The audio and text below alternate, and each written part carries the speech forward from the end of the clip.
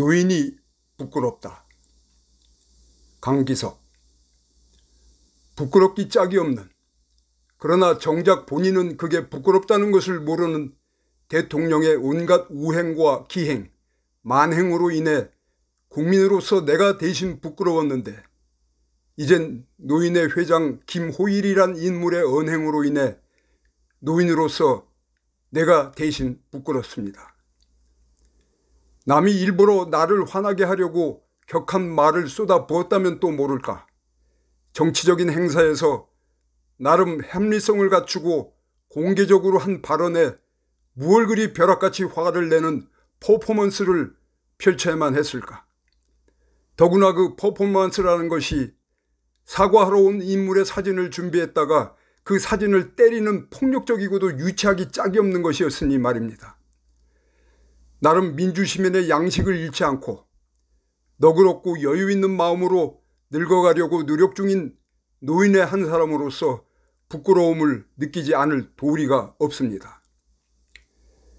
저는 웬만한 인간관계는 권력으로 맺어진 관계라고 봅니다. 부부간 관계, 자식과 부모 간의 관계, 아주 가까운 친구 관계 등을 제외한 일반적인 사람 관계는 누가 더 많은 권력을 행사하느냐는 갑을 관계라 보고 그 관계를 유지하기 위해 갑과 을이 서로 무엇을 주고 무엇을 기대하는 것을 관찰하는 것이 제 취미의 하나입니다. 때때로 부부간, 자식 부모 간에도 그런 관력 관계가 작동한다고 생각합니다. 일반적으로 갑은 을에게 돈과 안전을 주고 을의 충성과 헌신을 기대하는데 문제는 그것이 늘 엇박자가 난다는 것입니다. 즉 갑이나 을이나 때때로 자기가 주는 것보다 받는 것이 적다는 느낌을 갖는 것인데 그것이 어떤 한계점에 이를 때 갑을 관계가 파탄나거나 관계가 바뀌는 것입니다. 제 개똥 권력과는 개인 간 관계를 관철하는 데 머물고 있지만 이를 사회 모든 조직 간 혹은 세대 간에도 연장할 수 있지 않을까 생각해 봅니다. 즉 노인 세대와 청년 세대를 갑을 권력 관계로 분석해 보면 어떨까? 저는 민주당 혁신위원회 김은경 위원장의 둘째 아들이 중학교 1학년인지 2학년 때 왜 나이 드신 분들이 우리 미래를 결정할까? 라고 엄마에게 질문하고 자기가 생각할 때는 평균 여명을 얼마라고 보았을 때 자기 나이부터 평균 여명까지 비례적으로 투표하게 해야 한다고 부연 설명한 것이 바로 그 갑을 권력 관계에 근접한 논지라고 봅니다. 그러나 저는 그 아이의 말이 되게 합리적이라는 김은경 위원장의 평가에는 결코 동의하지 않습니다. 그런 식으로 따지자면 박사 학위자에겐 100표를 더 주고 석사 학위자에겐 10표를 더 줘야 한다는 주장에서부터 자산 10억 단위로 한 표씩 더 줘야 한다는 주장까지 본물이 터질 것이기 때문입니다. 심지어 중학 2년생의 논지와는 정반대로 노인들은 경험이 많고 살 날이 얼마 남지 않았기 때문에 오히려 더 많은 표를 줘야 한다는 주장까지 나오지 말라는 보장도 없습니다. 1인 1표제가 확립된 민주주의 국가에서 이 문제의식은 결코 합리적이라고 할 수 없는 그저 중학 2년짜리 철부지의 궁금증일 뿐입니다.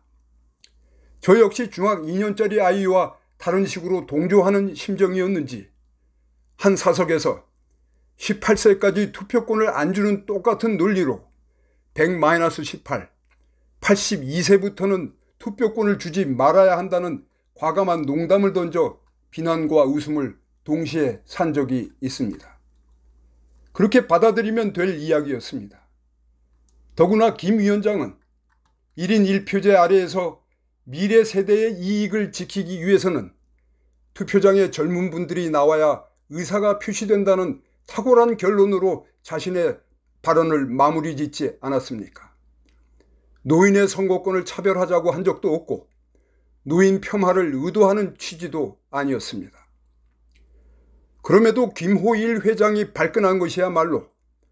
노인 세대의 대표적 갑질이라고 저는 믿습니다. 그리고 수구 언론이 그들과 같이 늙어가는 노인 세대의 갑질을 부추긴 결과이기도 합니다.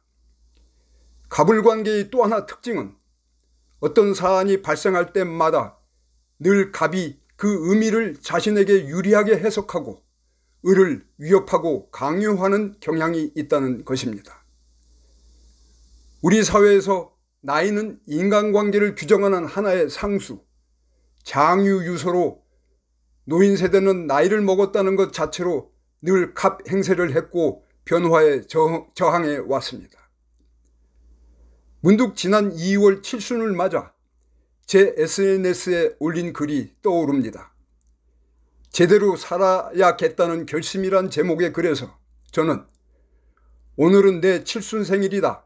회갑 때도 65세 지공 때도 별로 세월을 의식하지 않았는데 칠순에 가면은 확실히 다르다면서 사실 칠순이 별 기념하거나 축하할 일도 아니다. 그저 이젠 진짜 늙었다는 증명인 것이다. 요즘처럼 70대가 통으로 욕먹는 세태에서는 더욱 그렇다고 토로한 바 있습니다.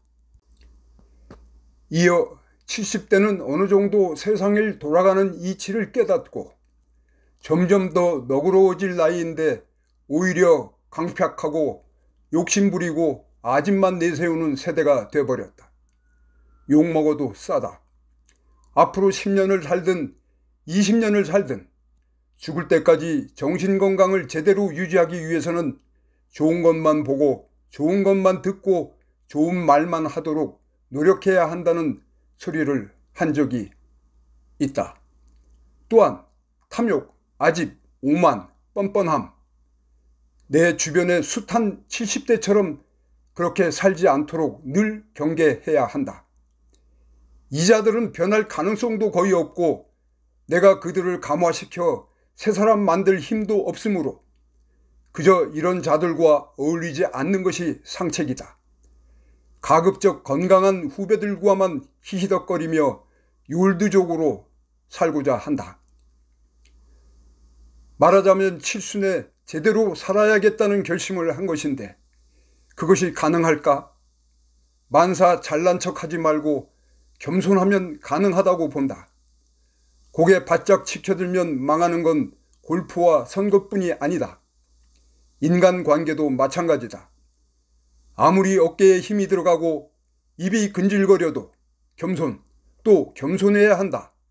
그렇게 살다 보면 언젠가 죽음 앞에서도 겸손해져서 이젠 살 만큼 살았다는 생각도 들겠지. 라고 제 남은 인생의 방향을 정리한 바 있습니다. 절대로 노인회에 가입해서는 안 되겠다는 생각입니다. 탐욕, 아집, 오만, 뻔뻔함에 폭력성까지 겸비했으니 말입니다.